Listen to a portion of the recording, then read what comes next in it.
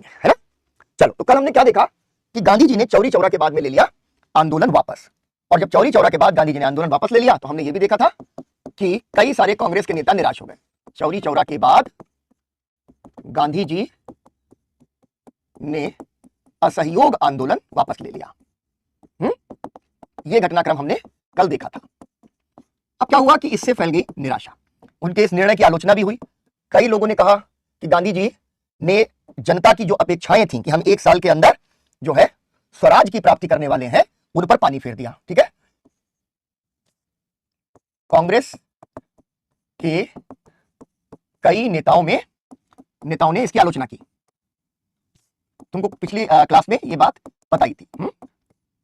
और इसके अलावा क्या हुआ कि जनता, जिसको गांधी जी ने कहा था 1 साल में स्वराज हम दिलवा देंगे, जनता में निराशा फैल गई। जनता निराश है, और जनता तो निराश है लेकिन युवाओं में निराशा नहीं होती, आक्रोश होता है। ठीक है ना, यही फर्क है निराशा और आक्रोश में।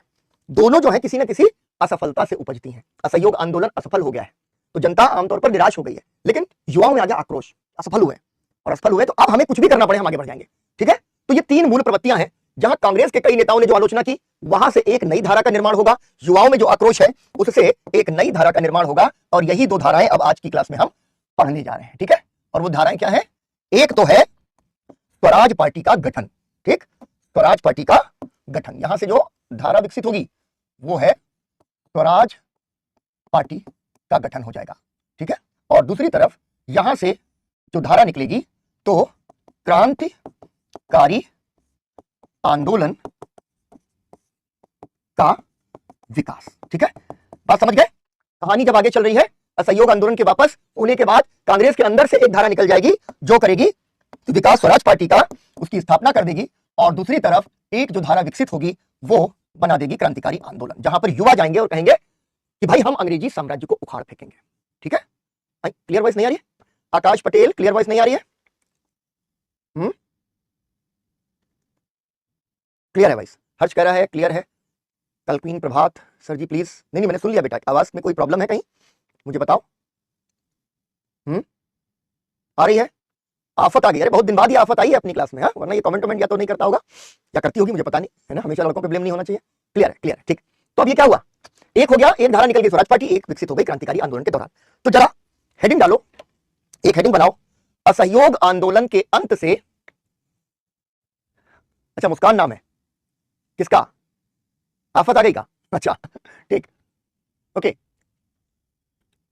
हेडिंग डालो, असहयोग आंदोलन के अंत से, असहयोग आंदोलन के अंत से सविनय अवज्ञा के आरंभ तक। ठीक है, ये पूरा पीरियड है।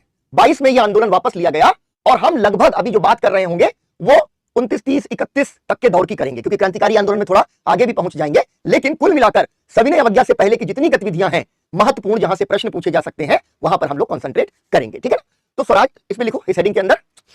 ये पहले तो बना लो पूरा डायग्राम 30 सेकंड में। मैं कुछ लिखवाना चाहता हूं, वो लिख लो, आगे बढ़ेंगे। इसको डिजाइन करो। कर लिया? चलो अब लिखो जरा first bullet point. Gandhi ji द्वारा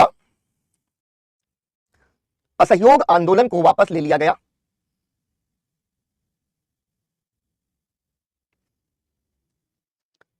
उनका कहना था कि जनता अभी अहिंसक आंदोलन के लिए, तैयार नहीं हुई है। कांग्रेस के कई नेताओं ने गांधी जी के इस निर्णय की आलोचना की, और सार्वजनिक वक्तव्य दिए। सार्वजनिक वक्तव्य क्या होता है? एक तो तुम, पता चला अगर मान लो किसी की आलोचना कर रहे हो तो चुपचाप बंद कमरे में कि भाई देखो हम तुमसे सहमत नहीं है, ऐसी बातें मत करो। एक होता है कि हमने जाकर के मीडिया में स्टेटमेंट दे दिया कि हम इनसे सहमत नहीं है। तो यहां पर कांग्रेस के नेताओं ने गांधी जी के लिए सार्वजनिक वक्तव्य दिए, यानी मीडिया के अंदर खुल करके वो बोले, ठीक है, और अपने असंतोष को जाहिर किया, सार्वजनिक वक्तव्य जारी किए। इनके बारे में हम लोगों ने पिछली क्लास में देखा है, इसलिए इसको विस्तार नहीं देंगे। कांग्रेस के एक गुट कांग्रेस के एक गुट और गांधी जी के असहयोग कार्यक्रम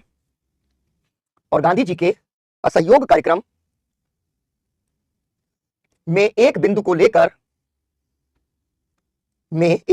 लेकर शुरुआत से ही असहमति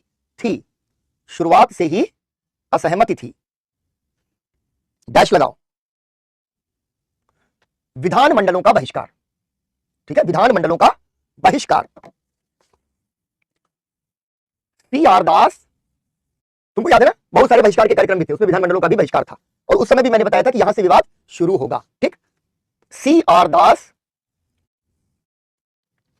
और मोतीलाल नेहरू, CR दास और मोतीलाल नेहरू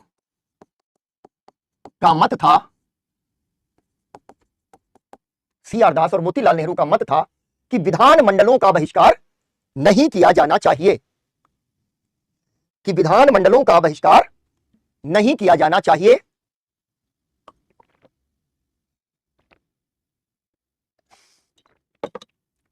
नहीं किया जाना चाहिए। असहयोग आंदोलन की वापसी के बाद इसी प्रश्न पर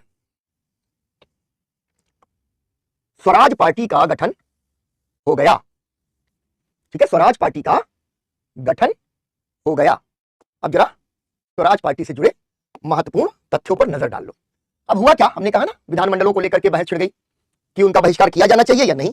गांधी जी ने कहा बहिष्कार किया जाना चाहिए, लेकिन CR दास, मोतीलाल नेहरू, खासतौर पर इन दो नेताओं ने एक गुट का नेतृत्व किया, जिसमें मदन मोहन मालवीय सरीखे लोग भी मौजूद थे। उन्होंने कहा कि भाई ये जो विधानमंडल है, इसके अंदर हम घुसेंगे, अंग्रेजों की नीतियों को हम जो है उनकी आलोचना करेंगे, तो एक मोर्चे पर लड़ाई लड़ते रहनी चाहिए, यानी संवैधानिक मोर्चे पर लड़ाई हमें लड़ते रहनी चाहिए। ठीक है, तो पहली चीज क्या हो गई कि यहां बन गए कांग्रेस में दो गुट बन गए, और दोनों गुटों में एक गुट है वो कहलाता है अपरिवर्तनवादी और एक कहलाता है परिवर्तनवादी। ये आपको ध्यान रखना है, अपरिवर्तनवादी और परिवर्तनवादी। नाम से ही स्पष्ट है भाई, कुछ लोग हैं जो परिवर्तन चाहते हैं नीति में, और कुछ है कह रहे हैं कि नहीं, अपरिवर्तन, कोई बदलाव नहीं होना चाहिए। क्या हुआ, परिवर्तनवादी जो परिवर्तन चाह रहे हैं, CR दास, मोतीलाल नेहरू, किस चीज में परिवर्तन? असहयोग आंदोलन में कह दिया गया था कि विधानमंडलों का बहिष्कार होगा, तो इस्तीफा देना है, सबने इस्तीफा दे दिए। अब इस्तीफा देने के बाद ये लोग कह रहे हैं कि नीति में परिवर्तन करो। अपरिवर्तनवादी राजेंद्र प्रसाद, सरदार पटेल, MA अंसारी, ये जो नेता है ये कहलाते हैं अपरिवर्तनवादी। इसको अगर हम इनकी इंग्लिश भी लिख लें, ठीक है, ये कहलाते थे नो चेंजर्स और ये कहलाते थे प्रो चेंजर्स। एक कह रहा है कि नो चेंज, एक कह रहा है प्रो चेंज। ठीक है, तो ये दो गुट बन गए। अब हुआ क्या, आपको मालूम है कि जो गया अधिवेशन हुआ, कांग्रेस का गया अधिवेशन, कब होता है गया में अधिवेशन? 1922। तो जो 12 फरवरी को जो गांधी जी ने 12 फरवरी 1922 को असहयोग आंदोलन को वापस ले लिया था, ये कहानी हमने सुन ली है ना। अब क्या हुआ, कांग्रेस का अधिवेशन होगा। जैसे हमने देखा था ना कि कांग्रेस ने 1 अगस्त को असहयोग आंदोलन छोड़ दिया। कांग्रेस की अनुमति जो है ना कार्यकारिणी की, वो कब मिली? दिसंबर में, नागपुर में। वही हुआ, आंदोलन वापस ले लिया गया, लेकिन आंदोलन को वापस लेने की अनुमति औपचारिक रूप से अधिवेशन में दिसंबर में मिली 1922 में। कहा? गया अधिवेशन। और इसलिए गया अधिवेशन महत्वपूर्ण हो जाता है कि प्रश्न फ्रेम हो जाएगा कि कांग्रेस ने अपने किस अधिवेशन में औपचारिक रूप से असहयोग आंदोलन को वापस ले लिया। गया अधिवेशन। आप कहोगे गया अधिवेशन बिहार में? नहीं, कहीं और हुआ होगा। ठीक है, गया अधिवेशन है। अब देखो, गया अधिवेशन के लिए जब गया अधिवेशन महत्वपूर्ण हो गया तो अध्यक्ष कौन हुआ करता था? इसको अंडरलाइन कर लो कि गया कांग्रेस या गया कांग्रेस अधिवेशन के अध्यक्ष थे CR दास। ठीक है, अब यहां पर जो है गया कांग्रेस हुई, उसमें कहा गया दिसंबर में कि हम पार्टी बनाएंगे, और पार्टी को औपचारिक रूप से कब बनाया गया? 1 जनवरी 1923 को। इसलिए स्वराज पार्टी जब आप पढ़ते हैं तो जहां निर्णय लिया गया 1922 पढ़ते हैं, 1923 नहीं पढ़ते, लेकिन औपचारिक रूप से 1923 है। परंतु यूपीएससी की तैयारी इतनी खूबसूरत तैयारी है कि उस तैयारी में आपको सन रटने की ज्यादा जरूरत नहीं होती, और 1 आध साल ऊपर नीचे होने में कोई दिक्कत नहीं है। ठीक है, अब देखो, एक प्रश्न बन सकता है कि स्वराज पार्टी क्या थी? स्वराज पार्टी कांग्रेस से पृथक एक राजनीतिक दल था? नहीं, पहले दिन से यह स्पष्ट है कि हम हैं कांग्रेसी, कांग्रेस हमारी, हमको माने चाहे ना माने, हम कांग्रेस के अंदर दबाव समूह है, प्रेशर ग्रुप है, ये स्पष्ट कह दिया गया बहुत ही शुरुआत से। तो ये सवाल अगर बनेगा तो उसमें जो ऑप्शन होगा कि कांग्रेस के भीतर एक दबाव समूह, यही स्वराज पार्टी का सत्य है। एक सवाल कि इसके अध्यक्ष कौन थे? CR दास इसके अध्यक्ष बने, मोतीलाल नेहरू नहीं बने, ये ध्यान रखना। और मोतीलाल नेहरू क्या थे? सचिवों में से एक, कई सारे सचिव बनाए गए। तो सीआर दास बहुत बड़े नेता है। कभी कभी मैं सोचता हूं कि यूपीएससी की तैयारी एक चीज है बच्चे, इस देश का इतिहास इस देश के बच्चे बच्चे को जो है पता होना चाहिए। लोगों ने सुना ही नहीं होता कौन सीआर दास है ना, कौन सीआर दास है, देशबंधु चित्तरंजन दास, इतने बड़े नेता है। तो क्या बनेंगे, अध्यक्ष, और नेहरू यानी मोतीलाल नेहरू बन जाएंगे सचिवों में से एक। उद्देश्य एकदम स्पष्ट है, विधानमंडलों में घुसेंगे, चाहे केंद्रीय विधानमंडल हो चाहे प्रांतीय विधानमंडल हो, चुनाव लड़ेंगे। ठीक है, नंबर नहीं कटेगा एग्जाम में किस चीज का। अच्छा, वो तुम ईयर वाली बात कर रहे हो। पहले तो बेटा जो है ना 1922 लिखोगे तुम, बिल्कुल ठीक है, 1923 लिखोगे, बिल्कुल ठीक है, कोई नंबर नहीं कटेगा। ठीक, दूसरी चीज है कि प्रीलिम्स में इस तरीके के सन वाले सवाल आएंगे ही नहीं। मतलब अगर आ जाएंगे तो हम लोगों को दुख होगा कि एकदम पीसीएस लेवल होता जा रहा है यूपीएससी का। इस बार भी थोड़ा दुख हुआ, हम लोगों को लगा कि यार ये बहुत ही बिलो स्टैंडर्ड सवाल पूछ लिए गए। हालांकि बच्चों को अच्छा लगा होगा, मेरी सहानुभूति स्टूडेंट्स के साथ है, लेकिन ये हुआ कि हम लोगों को लगा कि नहीं, यूपीएससी स्टैंडर्ड के सवाल नहीं है, कम से कम हिस्ट्री के सवाल तो बिल्कुल भी यूपीएससी स्टैंडर्ड के नहीं, थोड़ा सा नीचे। तो अगर और नीचे जाएंगे तो सन पूछने लगेंगे, ऐसा होगा नहीं। ठीक, चलो, तो विधानमंडलों में घुसेंगे, यानी केंद्रीय विधानमंडल के चुनाव और प्रांतीय विधानमंडल के चुनाव लड़ेंगे, और लड़ेंगे तो जीतेंगे, जीत के पहुंचेंगे भीतर। तो ये बात हो गई।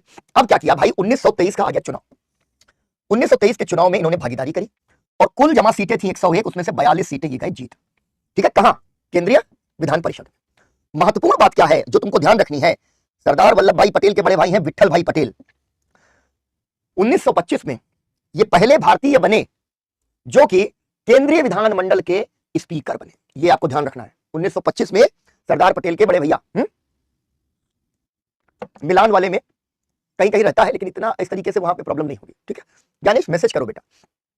अच्छा, मैं ये कोशिश करूंगा कि एक आधी क्लास नो कमेंट्स वाली भी कर लूं, वरना जब हम लोगों ने एक प्रो कमेंट अपना वो बना लिया है तो क्लास बहुत स्लो हो जाती है और बहुत ज्यादा रुकती है। क्योंकि मैं तुम्हें बताऊं, जितने स्टूडेंट्स हमारे मैसेज कर रहे हैं या कमेंट बॉक्स में, चैट बॉक्स में आते हैं, उससे बहुत ज्यादा चुपचाप पढ़ रहे होते हैं। तो मुझे उनकी जो है ना, जो हमारे मूक नायक हैं, यानी जो चुपचाप रहकर पढ़ाई करते हैं, उनकी भी चिंता करनी है। ठीक, तो इसलिए मैं कभी कभी स्लाइड एकदम इग्नोर करूंगा, वरना फ्लो टूटता है।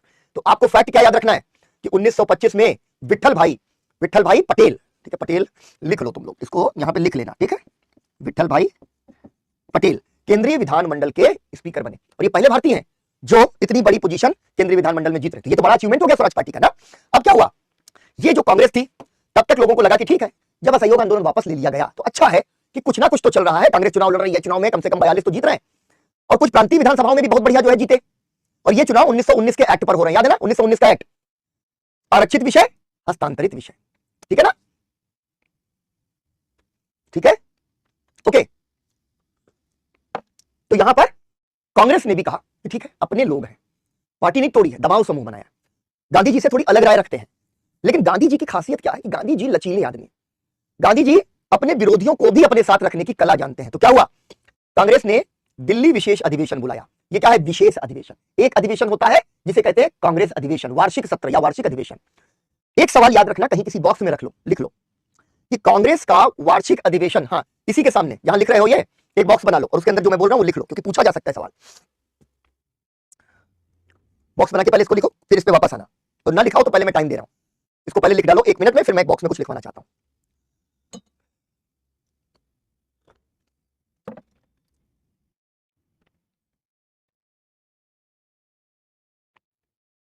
लिख लो।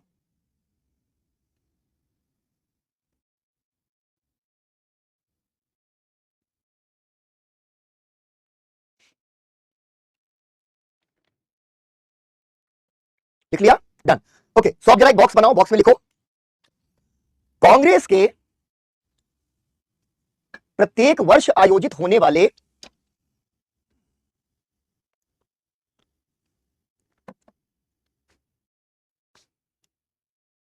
गणेश मेंस का आंसर नहीं जाना है बच्चे, ठीक, बहुत गूढ़ प्रश्न है।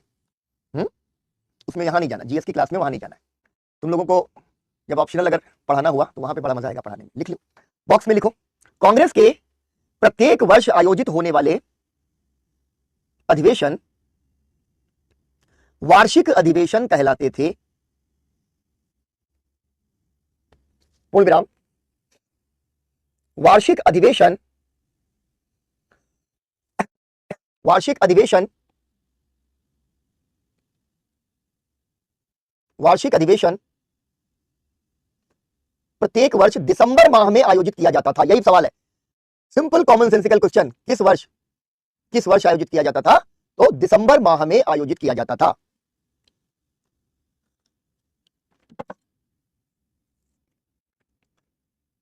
कुछ विशेष निर्णय लेने के लिए, इसी में लिखना, कुछ विशेष निर्णय लेने के लिए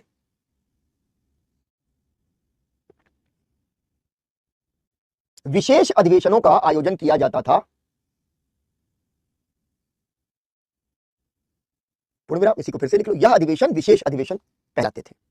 यह अधिवेशन विशेष अधिवेशन कहलाते थे। कांग्रेस के प्रत्येक वर्ष आयोजित होने वाले अधिवेशन वार्षिक अधिवेशन कहलाते थे। यह प्रतिवर्ष दिसंबर माह में आयोजित होते थे। ठीक है, हर साल जो होगा वार्षिक अधिवेशन दिसंबर में होगा। उसी के आगे लिखवाया था, कुछ विशेष मुद्दों पर निर्णय लेने के लिए विशेष अधिवेशन बुलाए जाते थे। ठीक है, विशेष अधिवेशन बुलाए जाते थे, जिन्हें विशेष अधिवेशन कहा जाता था। ज्ञानेश, बच्चे है क्या कि तुम्हारा जो सवाल है वो डेप्थ के सवाल है, और डेप्थ के सवाल जीएस में, जनरल स्टडीज में पूछे नहीं जाएंगे। ठीक है ना, तो मैं ये मानता हूं कि बहुत ज्यादा डेप्थ के सवालों को हम लोग ऑप्शनल के रखें। तुम्हारा इंटरेस्ट है हिस्ट्री पढ़ने में, तो मैं पढ़ाऊंगा तो बाकी स्टूडेंट्स के लिए बहुत अननेसेसरी हो जाएगा। ठीक है ना, चलो चलो देखेंगे आगे, है ना, बात करेंगे। तो अभी यहीं पे रहना। तो अभी क्या हुआ, मैंने बॉक्स जो है आपका बंद करवा दिया। ठीक है, चलो अब देखो क्या हुआ कि दिल्ली विशेष अधिवेशन 1923, उसमें कांग्रेस ने कहा, क्योंकि अब कांग्रेस जो है मान रही है कि चलो स्वराज पार्टी के बहाने ही सही कांग्रेस की कुछ गतिविधियां तो चल रही हैं, विधानमंडलों को मंजूरी दे दी कि ठीक है, बहिष्कार की नीति को औपचारिक रूप से बदल दिया गया। और अगला महत्वपूर्ण सवाल यह है कि अगले साल 1924 में बेलगाम में वार्षिक अधिवेशन हुआ। यह तो विशेष अधिवेशन था, और यह है बेलगाम में वार्षिक अधिवेशन।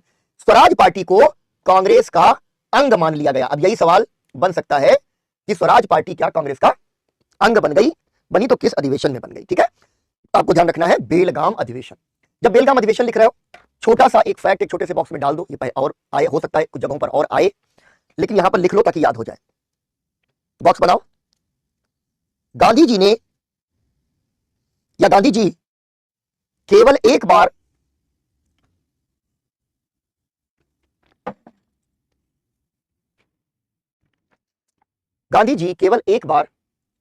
ही कांग्रेस के अध्यक्ष बने।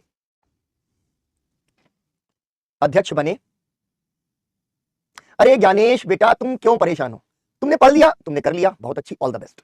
मैं जितना डेप्थ में ले जाना चाहूंगा जनरल स्टडीज की क्लासेस को, उतना ही ले जाऊंगा। मेरी बात को समझो, ऑप्शनल में टकराएंगे तो द्वंद्व युद्ध लड़ लेंगे हम लोग। ठीक है, मल्ल युद्ध कर लेंगे, अभी यहां पर छोड़ दो। ठीक है, तुम जहां जाकर के पढ़ रहे हो वो जगह चीजें जो है ना बिल्कुल तुम्हारे इंटरेस्ट की है, मैं अप्रिशिएट करता हूं। लेकिन उसको अप्रिशिएट करने का मतलब ये नहीं है बच्चे कि मैं इतना गोता सबको लगवा दूं। तुम्हारा हिस्ट्री में इंटरेस्ट है, तुम पढ़ रहे हो। बहुत से बच्चे यहाँ पर कॉमर्स की बैकग्राउंड से हैं, साइंस की बैकग्राउंड से हैं, नॉन हिस्ट्री बैकग्राउंड से, उनको मैं उतना गोता क्यों लगवाऊं, दम घुट जाएगा उनका।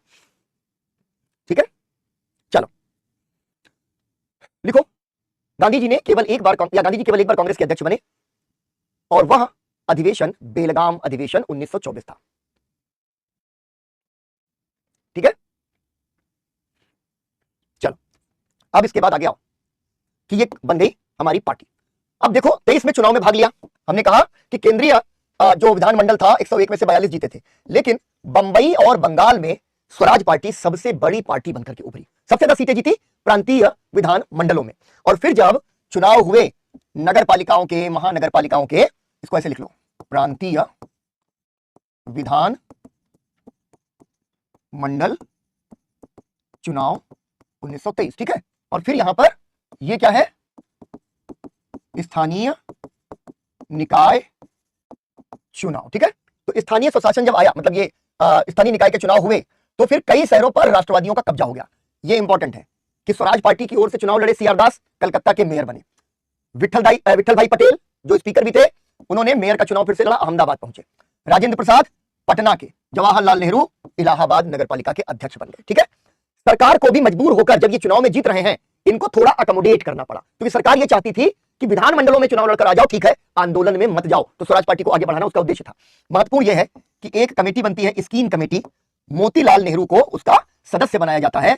और यह कमेटी क्यों बनी थी, सेना के भारतीयकरण के लिए। ठीक है ना, सेना के भारतीयकरण के लिए।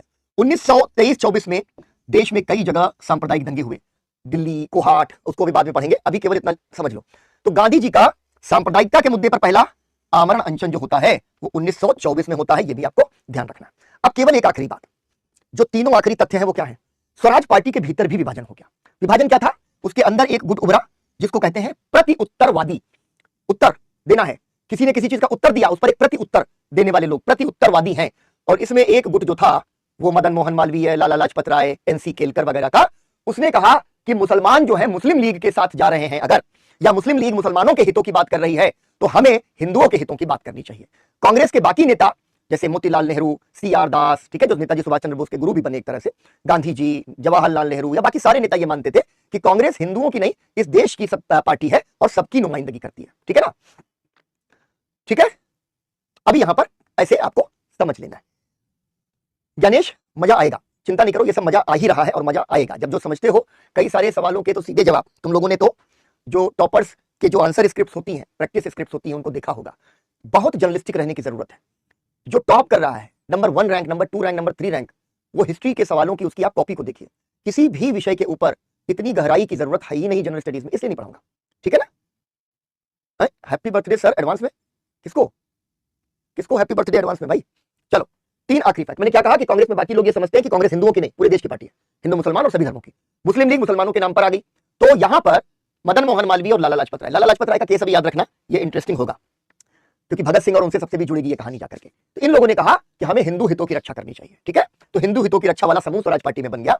ये लगातार ये झगड़ा चल रहा था कि 1925 में सीआर दास की हो गई मृत्यु, तो एक नेता इतने बड़े नहीं रहे। 1926 में मोतीलाल नेहरू तब तक आते आते पूरी तरीके से गांधी जी के शिष्य हो चुके थे। ठीक है, गांधी जी के प्रभाव में आ चुके थे। उन्होंने भी 1926 में जो है विधानमंडलों से इस्तीफा दे दिया। तो एक छोटी सी कहानी जो थी वो क्या थी? वो थी स्वराज पार्टी की। जैसे धूमकेतु आता है, तो 1922-23 लेकर के 24-25 तक एक धूमकेतु की तरह भारतीय राजनीति में स्वराज पार्टी आई और फिर उसका अवसान हो गया। ठीक है, आमरण का मतलब है सुजीत, जब तक मरण नहीं हो जाता, जब तक मर नहीं जाते, जब तक मृत्यु नहीं आ जाती, तब तक अनशन करेंगे। तो सामने वाले दबाव बन जाता है कि मृत्यु ना आए, इससे पहले अनशन तोड़वा दो। ठीक है, इसको लिख लो 1 मिनट में, फिर आगे बढ़े।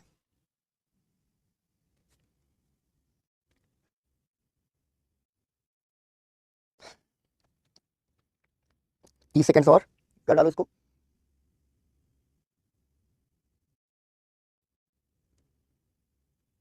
ठीक है, चलो डन।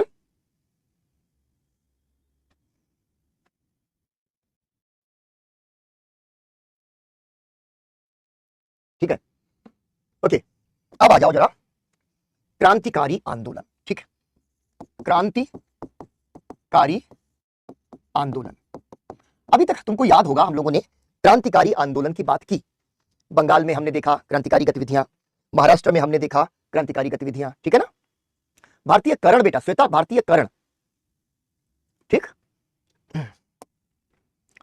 ठीक है, उस पर बात करेंगे अभी बाद में। क्रांतिकारी आंदोलन हमने देखा कि कैसे जो केस आया चापेकर ब्रदर्स की का मामला आया और कुछ लोगों पर क्रांतिकारी गतिविधियों को भड़काने का आरोप लगा, जिसमें नाटू भाई थे। लोकमान्य तिलक के ऊपर भी राजद्रोह का मुकदमा चला। इसके अलावा हमने बंगाल में कई सारी घटनाएं देखी और बंगाल में आपको याद होगा युगांतर और दूसरा अनुशीलन समिति, इस 2 संगठन भी बने। तो अभी तक जो क्रांतिकारी आंदोलन था वो छुटपुट चल रहा था और कोई अखिल भारतीय स्तर का संगठन तब तक नहीं बना था। अब हम जब क्रांतिकारी आंदोलन पढ़ने जा रहे हैं तो यहां खास बात क्या है कि जो हिंसा के माध्यम से या सशस्त्र क्रांति के माध्यम से जो युवा देश को आजाद कराना चाहते हैं वो क्या है? पूरे देश के युवाओं को इकट्ठा करके एक संगठन। ठीक है, ठीक, अमित नहीं लिख पाए हो तो मैं पीछे दिखाऊं फिर से बेटा। ठीक है, घबराओ नहीं, इसमें मैं वापस आ जाऊंगा। ठीक है ना? अब क्या हो रहा है? क्रांतिकारी आंदोलन का अब जब विकास हो रहा है तो उसकी एक पृष्ठभूमि है। पृष्ठभूमि क्या है? पृष्ठभूमि है, पहला पृष्ठभूमि तो यही हो गया भैया कि असहयोग आंदोलन, असहयोग आंदोलन की जो है वापसी, असहयोग आंदोलन की वापसी हो गई। दादी जी ने कहा कि अभी फिलहाल जनता नहीं तैयार है तो इसको हम वापस ले लेते हैं। तो इससे क्या हो गया? वापसी से युवाओं में घोर आक्रोश पैदा हुआ और इस आक्रोश के चलते उन्होंने तय किया कि वो क्या करेंगे? हिंसक व सशस्त्र विद्रोह के प्रयास करेंगे। युवकों के अंदर यह हुआ कि हमें अंग्रेजों को हटाना है, तो हमें यह मतलब नहीं है कि हिंसा हो रही है अहिंसा हो रही है, गांधी जी को यह आंदोलन वापस नहीं लेना चाहिए। 1 मिनट बैक कर दो, लिख लो आराम से लिख लो।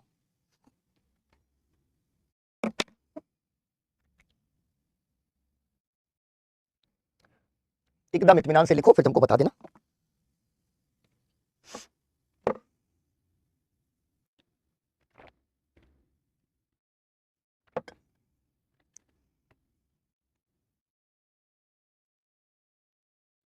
अभी अभी आ जाएंगे तुम लोग, तुम 2-3 बच्चे कह रहे हो, अभी उसको समझा देंगे बेटा, ठीक है?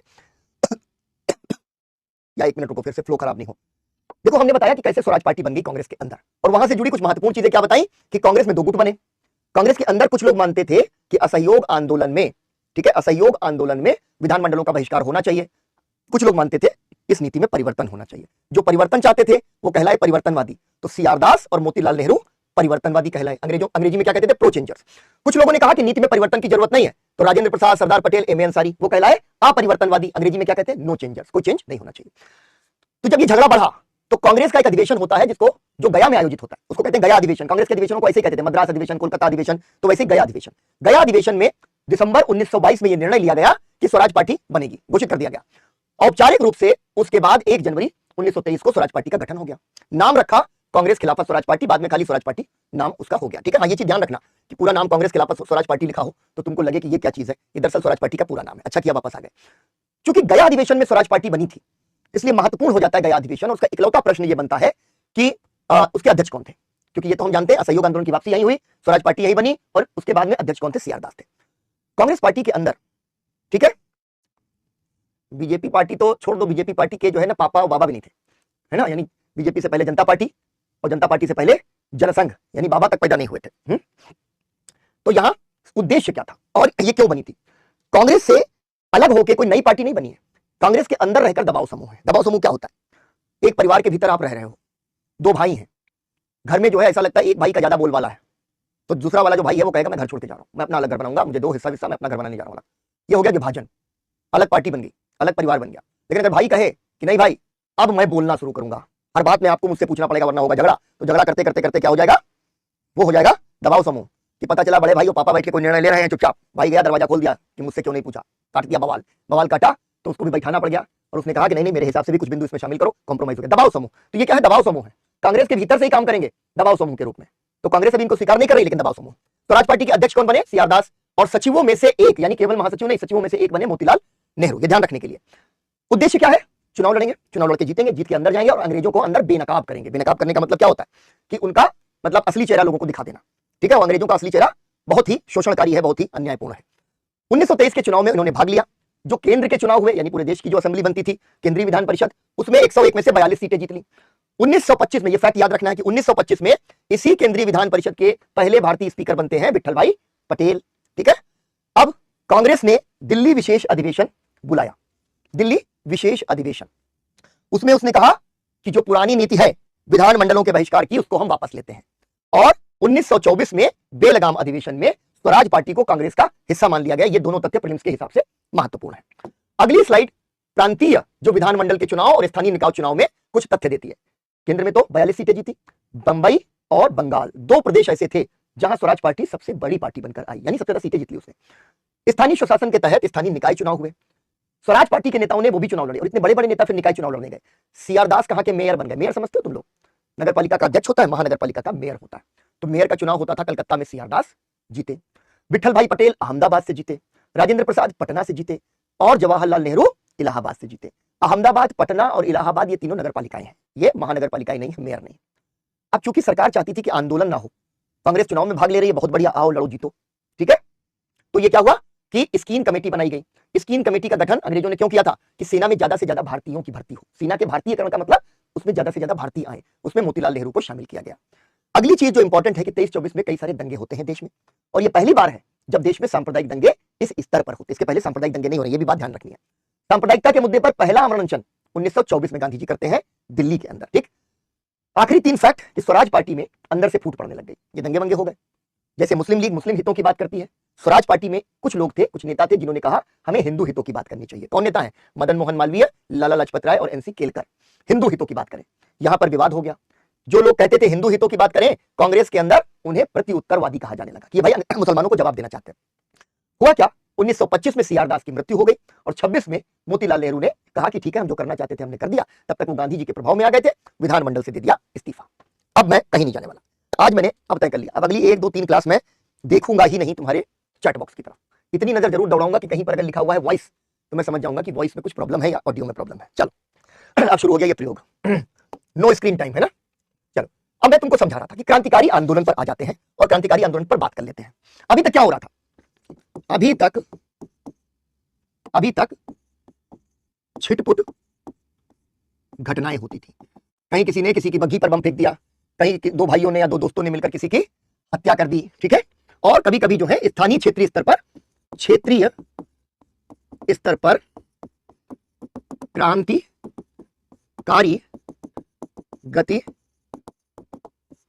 के केंद्र बन गए, क्रांतिकारी गतिविधियों के केंद्र बन गए। स्पष्ट कार्यक्रम और विचारधारा का अभी इसमें अभाव है। यानी जो भी बन रहे थे ये सारे संगठन, इनके पास कोई स्पष्ट कार्यक्रम नहीं था क्या करना है, और साथ ही साथ कोई विचारधारा भी नहीं थी कैसे करना है। विचारधारा क्या करती है, आपको आपका विजन क्लियर कर देती है। तो अभी तक छुटपुट घटनाएं हैं, क्षेत्रीय स्तर पर क्रांतिकारी गतिविधियां हैं, कोई स्पष्ट कार्यक्रम और विचारधारा का अभाव है, ठीक है। लेकिन यहां से हम देखते हैं, इसको ऐसे लिख दूं मैं ताकि आपको समझ में आ जाए। 1924-25 के पहले, ये 1924-25 के पहले की बात है कि जो भी छोटी मोटी गतिविधियां हो रही थी उनमें कोई दम हमको नजर में नहीं आ रहा था। ये 3 उसकी कमियां थी। लेकिन अब कुछ परिस्थितियां हैं, असहयोग आंदोलन की वापसी हो गई, जाहिर सी बात है, हमने कहा कि वापसी हुई, बहुत लोग निराश हुए। लेकिन युवाओं में निराशा नहीं होती, युवा निराश होता है 1 मिनट के लिए और फिर अपनी रील देख लेता, शेरा उठ जरा करके, वो पता नहीं कौन सा आजकल गाना चल रहा है, एकदम खड़ा हो जाता। फिर वो कहता है कि हमें मतलब नहीं कि अंग्रेज अहिंसा के रास्ते भागे या हिंसा के रास्ते। क्यों? क्योंकि गांधी जी ने कहा ना कि अभी जो है यहां पर जो जनता है अहिंसक आंदोलन के लिए तैयार नहीं, अहिंसक आंदोलन के लिए तैयार, और जनता अगर अहिंसक आंदोलन के लिए तैयार नहीं है, गांधी जी आंदोलन को वापस ले लेंगे। गांधी जी के लिए अहिंसा एक मूल्य है, इस पर हम लोग आगे बात करेंगे कि गांधी जी के लिए अहिंसा एक रणनीति है या मूल्य। लेकिन गांधी जी यहाँ क्या कह रहे हैं कि अहिंसा अनिवार्य है। युवा कह रहे हैं कि अहिंसा हमारे लिए अनिवार्य नहीं है, हमारे लिए अंग्रेजों को भगाना अनिवार्य है, तो अगर जरूरत पड़ेगी तो हम हिंसा भी करेंगे, और चौरी चौरा में जो कुछ हुआ क्या गलत हुआ, ठीक है, तो उसकी भी उन्होंने आलोचना की। तो ये असहयोग आंदोलन की वापसी, और उसके बाद युवाओं में आ गया जो है आक्रोश। अब उन्होंने प्रयास शुरू किए कि हम हिंसक व सशस्त्र विद्रोह की तैयारी करेंगे, हिंसक व सशस्त्र विद्रोह की। अब इसी के बीच में क्या हो रहा है जरा दुनिया में, एक और महत्वपूर्ण परिवर्तन इस समय आपको देखने को मिल रहा है। क्या? 1917 की रूसी क्रांति। जब हम लोग वर्ल्ड हिस्ट्री पढ़ेंगे तो देखेंगे कि रूसी क्रांति क्या थी, 1917 की रूसी क्रांति क्या थी। रूसी क्रांति जो है वो पहली बार ये दावा करेगी कि हम दुनिया को शोषण से मुक्त कर देंगे, शोषण से मुक्त कर देंगे। और पहली बार ऐसी क्रांति हुई है जहां जनता की जीत हुई, ऐसा माना जाता है, ठीक है, रूसी क्रांति के अंदर, कि वहां पर राजतंत्र को या जारशाही को उखाड़ फेंका गया। तो उसका बड़ा प्रभाव है, तुमको ज्यादा इसमें नहीं पढ़ना। 1917 की रूसी क्रांति का प्रभाव कि हर जगह रूसी क्रांति छाई हुई है। रूसी क्रांति क्या कह रही है?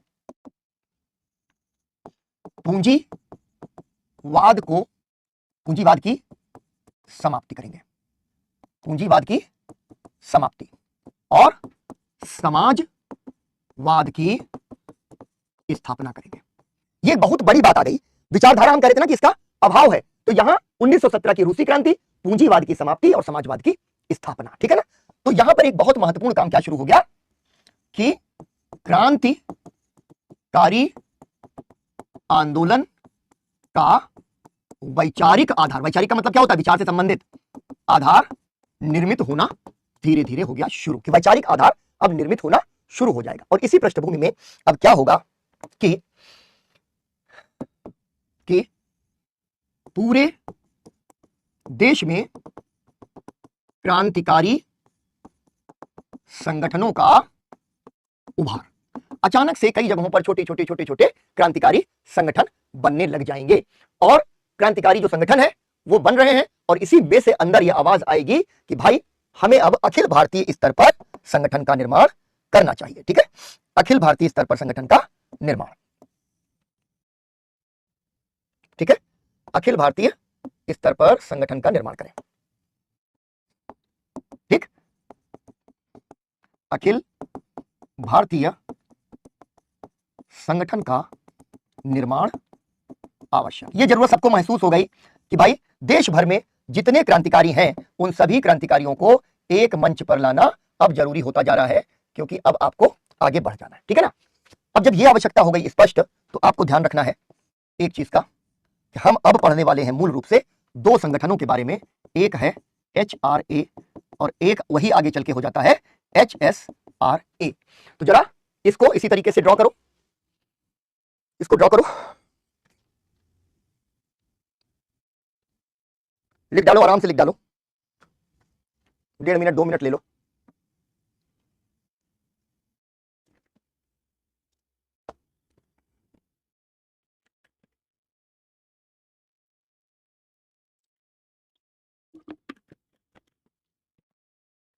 बढ़िया कुमकुम, थोड़े और स्टूडेंट्स भी कर लें।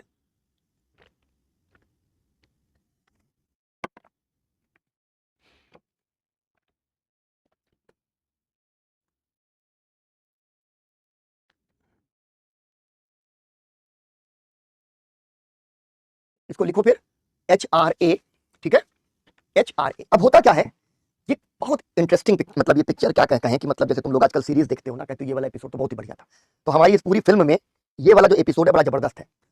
मैं मतलब तब युवा जो है युवावस्था में देखा, मतलब एक फिल्म बड़ी फेवरेट फिल्म बन गई। उसके जो गाने थे वो सुनते रहते थे, और तब आज की तरह मोबाइल फोन तो थे नहीं, इतना ज्यादा टीवी वगैरह का चलन नहीं था। टीवी थे लेकिन डिश एंटीना लगवाना पड़ता था या कनेक्शन लेना पड़ता था, तो कनेक्शन ले लिया जाता था।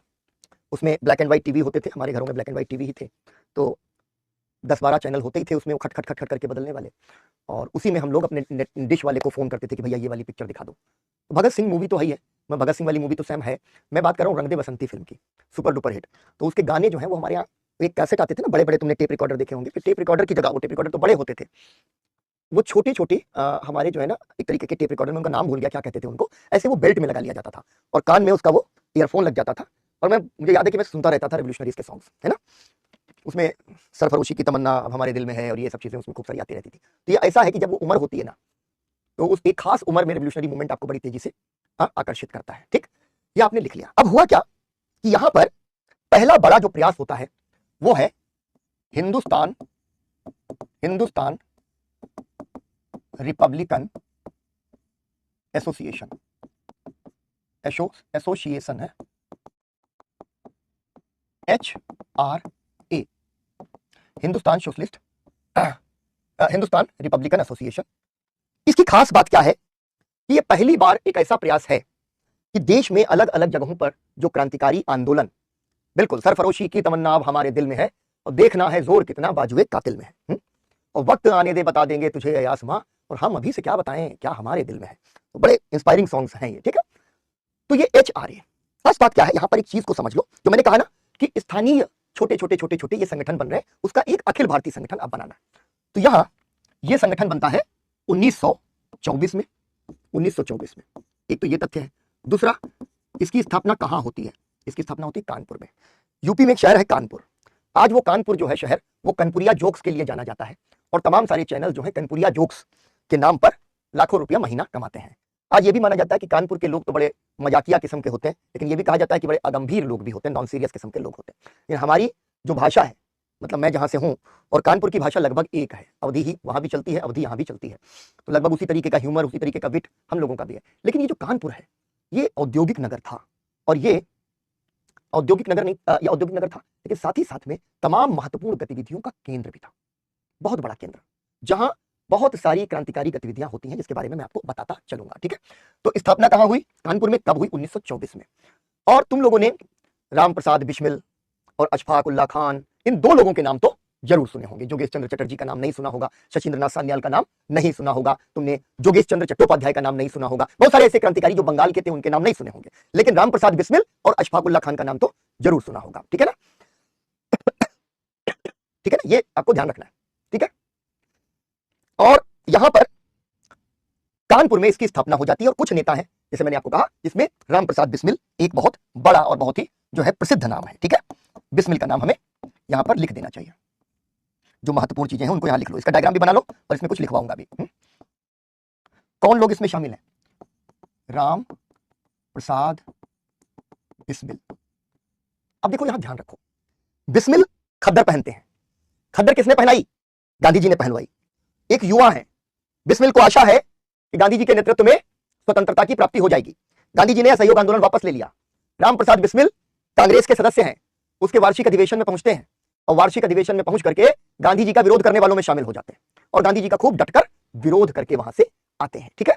तो बिस्मिल कौन है, कांग्रेस या गांधी जी ने जो देश में राजनीतिक जागृति पैदा की उसके एक नुमाइंदे हैं, तो राम प्रसाद बिस्मिल हो गए। इसके बाद दूसरा योगेश चटर्जी का नाम है, फिर तुम्हारे अशफाकुल्ला खान का नाम है, अशफाकुल्ला खान का नाम है, ठीक है ना। और इसी के साथ साथ सचिंद्रनाथ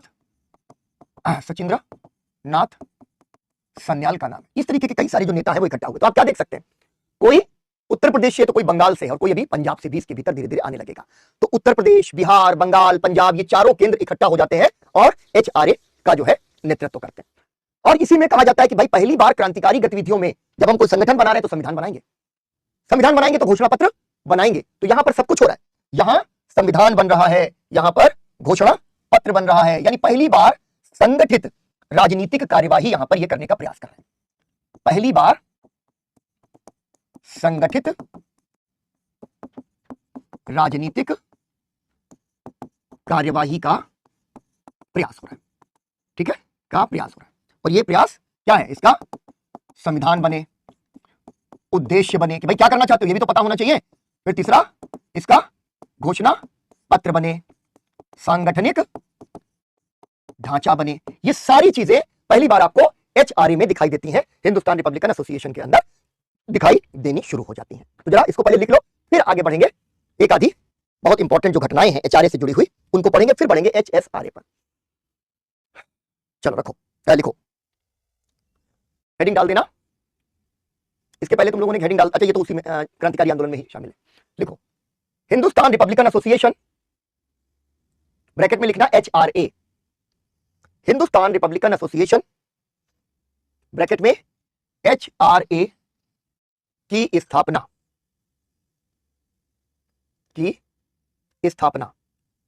और इसमें लिखो,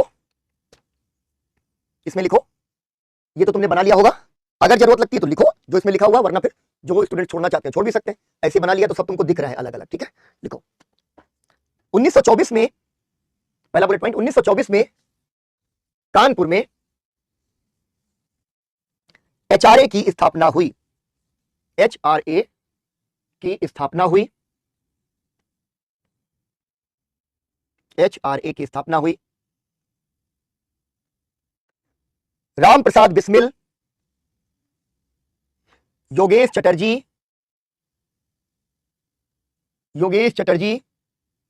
शचीन्द्र नाथ सान्याल, जोगेश चंद्र चट्टोपाध्याय, अशफाकुल्ला खान आदि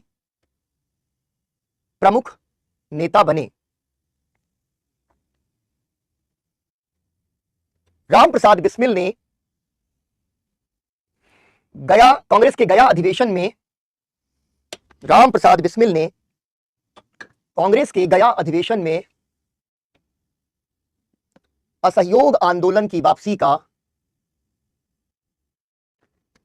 विरोध किया था।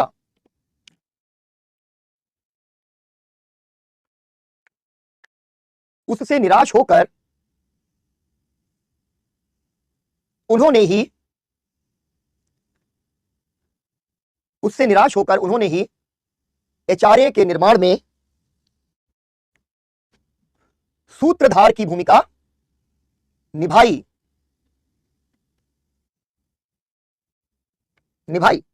अगला पॉइंट, भारत में अब तक क्रांतिकारी आंदोलन के केंद्र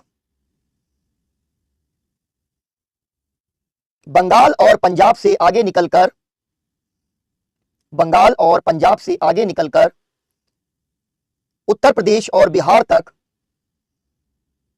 फैल चुके थे।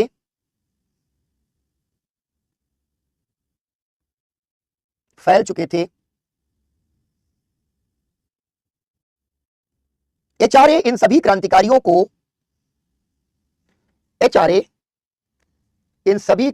को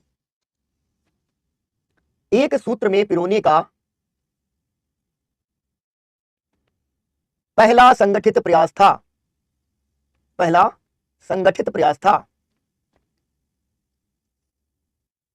अगला पॉइंट लिखो,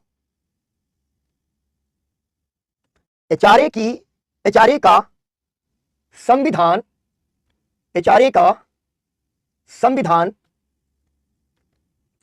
शचीन्द्र नाथ सान्याल ने तैयार किया था। ये सवाल आ सकता है, एचआरए का संविधान, अभी एचआरए और इसके बाद जो दूसरा मैंने नाम लिया एचएसआरए, जो पिछली स्लाइड में आपने देखा है, उन दोनों के बारे में बात होगी, लेकिन पहले एचआरए के बारे में हो रही है। तो एचआरए का संविधान किसने बनाया? शचीन्द्र नाथ सान्याल ने।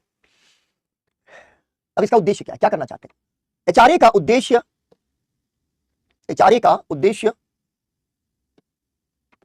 संयुक्त राज्य अमेरिका की तर्ज पर, यह अमेरिका से इंस्पायर है, यह ध्यान रखना है, एचआरए अमेरिका से इंस्पायर है। अमेरिका से मतलब ये वाला अमेरिका नहीं, आज वाला अमेरिका, क्रांति, संविधान, उनसे, ठीक है।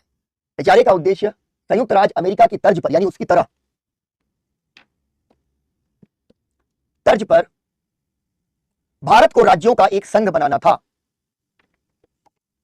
भारत को राज्यों का एक संघ बनाना था। यह बहुत इंपॉर्टेंट है। उद्देश्य समझ लिया तुमने कि वो क्या कह रहे हैं। अगला पॉइंट लिखो। एचआरए का घोषणा पत्र भी, एचआरए का घोषणा पत्र भी शचीन्द्र नाथ सान्याल ने तैयार किया था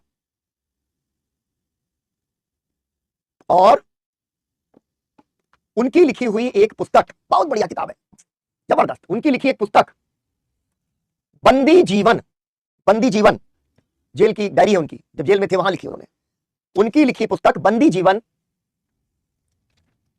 प्रत्येक क्रांतिकारी के लिए प्रेरक पुस्तक थी। सब पढ़ते थे उसको, बंदी जीवन पढ़ो भाई, है ना। अब देख लो भाई, जिस चीज से तुम लोग खूब हो परिचित, ठीक है ना, जिसे तुम लोग खूब परिचित हो, एक जो चीज, जो घटना है, ये जो कुछ संस्थापक थे उसमें भी एक यंग,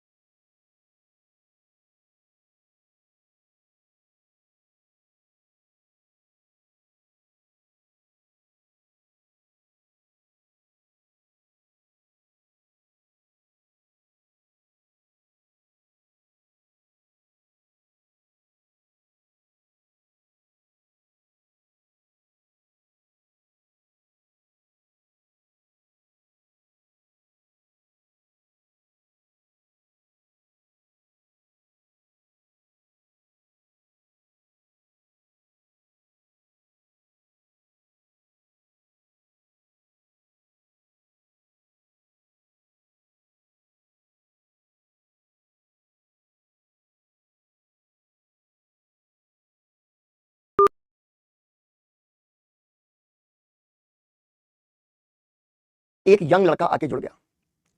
कौन? चंद्रशेखर आजाद, है ना, चंद्रशेखर आजाद, नाम तो सुना ही होगा। मैं तुम्हें बताऊं कि मैं जब मॉडर्न इंडिया पढ़ता हूं या पढ़ाता हूं तो चार्ज हो जाता हूं, ठीक है ना, चार्ज हो जाता हूं, क्योंकि मैंने फिर जाके पढ़ लिया चंद्रशेखर आजाद के बारे में। अरे यार, इनके बारे में तो खाली किताबें थोड़ी ना, यूपीएससी की तैयारी करनी, तो तुम्हें यूपीएससी की तैयारी करनी है, तुम्हें बस ऐसा काफी है कि मेरे जैसा टीचर कुछ कहानियां सुनाने, कुछ कहानियां रख लो, बहुत इंटरेस्ट आए, जैसे कुछ एक बच्चे हिस्ट्री में इंटरेस्ट रखते हैं, ठीक है, वो ज्ञानेश और निसार, ये सभी ऑप्शनल ऑप्शनल वाले, इनको पढ़ने देना, तुम इसमें मत जाना जीएस वालों, मुझसे कहानियां सुन लोगे, हो जाएगा। तो मुझे क्या था कि मैं इनके बारे में और पढ़ना चाहता, खूब पढ़ लिया, और तुमको बताया था कि आजाद पर तो एक जो है फिल्म और टीवी रिसर्च भी मैंने कर दी थी, तो उसमें भी खूब सारा पढ़ लिया। तो क्या हुआ कि ये आजाद जो बाद में एचआरए के मेंबर बन जाते हैं, और वो तुमने 16 बेत वाली सजा भी सुनी होगी, ठीक है, खद्दर की धोती पहने हुए बनारस में कोर्ट का ट्रायल भी सुना होगा। नाम क्या है? आजाद, नाम आजाद। तुम्हारी ऐसी कैसी है, नाम पूछो बेटा, हम आजाद है, बताएंगे अपना नाम। 16 बेत की सजा हो रही है, तो ये जो है व्यक्ति 16 बेत की सजा काट रहा है और महात्मा गांधी की जय बोल रहा है, भारत माता की जय बोल रहा है, 16 बेत की सजा सुनाई। कांग्रेस के लोगों ने इस लड़के को अपने कंधे पे बैठाया, पूरे बनारस का चक्कर लगाया, जुलूस निकाला गया, और एक फोटो तुमने चंद्रशेखर आजाद की चरखे के साथ देखी होगी, वो फोटो भी देखी होगी, तो वहां से निकले युवा युवा है, वो भी है, गांधी जी ने गलत किया। गांधी जी जानते हो, गांधी जी राष्ट्रपिता कहे जाते, वाकई वो पिता है, एक मामले में पिता है कि वो पिता अपने बच्चों के लिए सब करेगा, लेकिन बच्चा जो है खुश जिंदगी भर नहीं होंगे। अरे बाप ना, इनको इतना मिला था पैसा यार, जब इनको पीएफ मिला था, ये जाकर के पता नहीं कहां खर्च कर आए, वहां पर इधर कर आए, इन्होंने बिजनेस में लगाया होता तो दिन दुनिया रात चौगुना, अगर इन्होंने जो है वो उस पर ड्रीम 11 पे टीम बना ली होती तो एकदम कल्याण ही हो गया होता, करोड़पति होते और पैसा ही पैसा होता। तो बाप कितना भी कर ले, बाप कितना भी कर ले, लेकिन क्या होता है, बेटा हमेशा नाखुश होता है, ठीक है ना, वो नाखुश होता है। खैर, तो चंद्रशेखर आजाद भी इनसे आकर के जुड़ गए। अब यहां पर जिस एक कार्यवाही की बात हम लोग करने जा रहे हैं वो है क्या? काकोरी की ट्रेन डकैती। एचआरए के खाते में अगर कोई सबसे बड़ी कार्यवाही थी तो वो थी काकोरी में की ट्रेन में डकैती डाल देना। ये डकैती का मतलब ये वाला डकैती नहीं है कि आजकल जिस तरीके से लेते हैं, ये उनकी राजनीतिक कार्यवाही थी कि डकैतियां डालनी है। डकैती इसलिए डालनी है, पैसा कहां से आएगा हथियार खरीदने के लिए, ठीक है, पैसा आएगा डकैतियों से। दो तरीके की डकैतियां करते थे। एक तो ये बहुत बड़ी डकैती, इसमें तो अंग्रेजों का खजाना जा रहा था, ब्रिटिश ट्रेजरी लूटी, और वरना क्या करते थे, अमीरों के पास जाते थे, अमीर व्यापारी, और अमीर व्यापारियों के पास जाते थे, कहते थे कि जितना भी गल्ला है दे दो। पहले इनके लोग लगे रहते थे कि किसके यहाँ, किस व्यापारी के यहाँ कितने समय पैसा आता है, कितने समय सबसे ज्यादा पैसा होता है, उसके बाद पीछे चले जाते थे। और पीछे चले जाते थे, एक बार की तो घटना है कि चंद्रशेखर आजाद, इसमें नाम नहीं लिया जाता था अपना, तो गए और कहा कि भाई देश के लिए अपना पैसा दे दो, जब देश आजाद होगा वापस कर देंगे। उसका गल्ला वल्ला छीन लिया, इतनी देर में उसने पैसा वैसा भेज दिया था, कुछ इंफॉर्मेशन गड़बड़ हो गई, तो किसी ने नाम ले लिया आजाद। और आजाद का ऐसा खौफ था चंद्रशेखर आजाद का कि भैया वो व्यापारी जो है ना सहम गया, हाथ हदस गया और बहुत जोर से लगा चीखने, क्या आजाद खड़े यहाँ सामने, तो आजाद ने मारा कंटा ठाए, तो व्यापारी बेहोश होकर गिर गया, आया पिया शरीर एक समय का। ठीक, तो वैसी भी खूब डकैतियां होती थी, लेकिन ये हो गई काकोरी की ट्रेन डकैती, 1925 की घटना है। ठीक है, 1925 की घटना है। काकोरी कहां है, लखनऊ के पास। जो लोग नॉनवेज के शौकीन हैं और ज्यादा ही बड़े शौकीन हैं, उन लोगों ने काकोरी कबाब का नाम जरूर सुना होगा। काकोरी कबाब, अब कल तो बकरीद है, तो बाकी लोग जो है खाएंगे काकोरी कबाब भी ट्राई कर सकते हैं कि वो मटन जैसे सीख कबाब बनता है वैसे सीख कबाब बनता है, थोड़ा प्रोसेसिंग अलग होती है जिससे थोड़ा सॉफ्ट हो जाता है, और उसके ऊपर जो है एक लेप लगाया जाता है जिससे वो पेपर स्किन जैसी हो जाती है। ठीक है, तो ये 9 अगस्त 1925 है, 25 याद रखो खाली, काकोरी की घटना होती है 9 अगस्त 1925। खजाना लेकर के अंग्रेज जा रहे हैं, उस ट्रेन के अंदर उसको लूटा जाता है, और इस कार्यवाही में एक यात्री की मौत हो जाती है, और इसको कहा जाता है काकोरी षड्यंत्र केस, इसके नाम से भी जाना जाता है।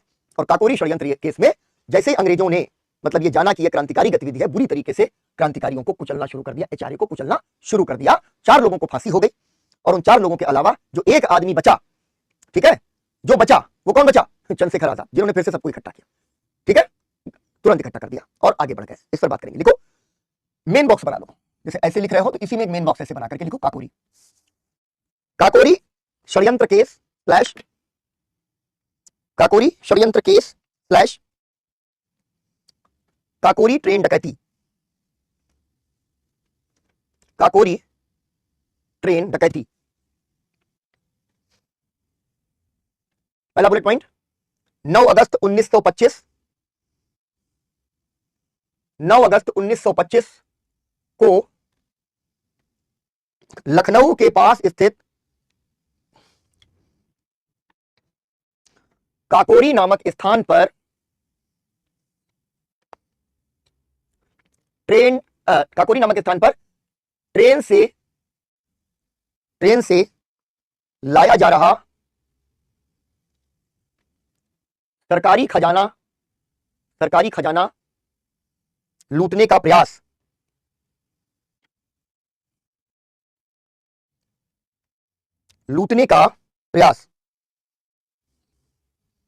अगला पॉइंट लिखो, एचआरए की इस कार्यवाही में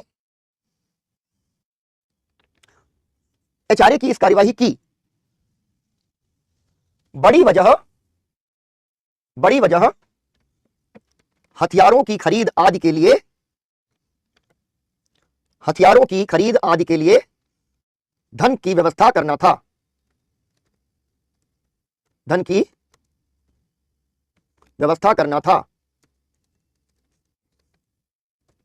ठीक है, धन की व्यवस्था करना था। अगला लिखो, इस कार्यवाही में एक यात्री की मृत्यु भी हो गई थी,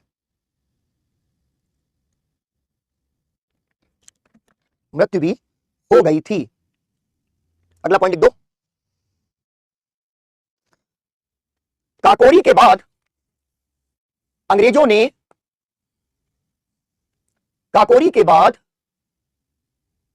ने एचआरए और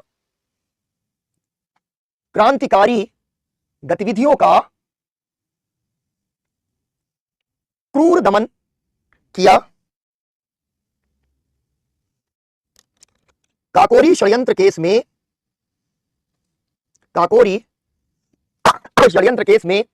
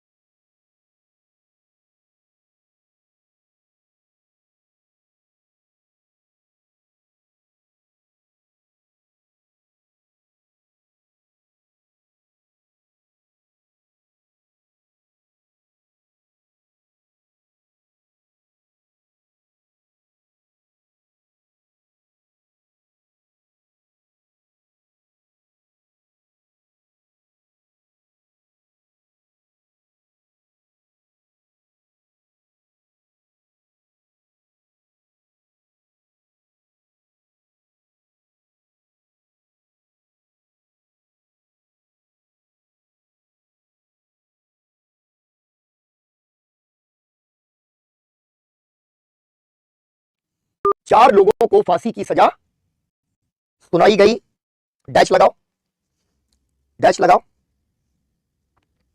राम प्रसाद बिस्मिल नेता मारा गया, ठीक है, राम प्रसाद बिस्मिल। दूसरा अशफाकुल्ला खान। तीसरा ठाकुर रोशन सिंह, ठाकुर रोशन सिंह। चौथा राजेंद्र लाहिड़ी, राजेंद्र लाहिड़ी। अगला लिखो, अगला लिखो। शचीन्द्र नाथ सान्याल सहित अन्य लोग भी गिरफ्तार हुए, पूर्ण विराम। काकोरी योजना में शामिल चंद्रशेखर आजाद इकलौते, चंद्रशेखर आजाद इकलौते ऐसे क्रांतिकारी थे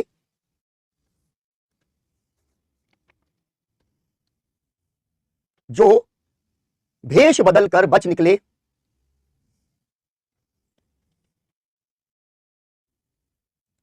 चंद्रशेखर आजाद, इसी में लिखना आगे, चंद्रशेखर आजाद, चंद्रशेखर आजाद क्रांतिकारियों की इस पीढ़ी तथा नई पीढ़ी को जोड़ने वाले, नई पीढ़ी को जोड़ने वाले सेतु बने, सेतु यानी ब्रिज, सेतु बने और क्रांतिकारी आंदोलन को उन्होंने पुनर्संगठित किया, क्रांतिकारी आंदोलन को उन्होंने संगठित किया। चलो, तो आज मैंने एक रेजोल्यूशन जो लिया वो मैंने आधी क्लास में तो पूरा किया। मैं अब बोर्ड की तरफ, आपकी चैट बॉक्स की तरफ नहीं देख रहा हूं। इसके बीच में मैंने सोचा कि क्या हो रहा होगा वहां पर, तो 2-4 बार नजर गई, तो वहां पर आपसी परिचय चल रहा है कुछ स्टूडेंट्स के बीच में, कहां से हो, क्या हो, ये है वो है, तमाम सारी चैट चल रही है। जब इस तरीके की चैट चल रही है तो अब मैंने ये सोच लिया, पहले मुझे हर टीचर को 2 जगहों पर न्याय करना पड़ता है।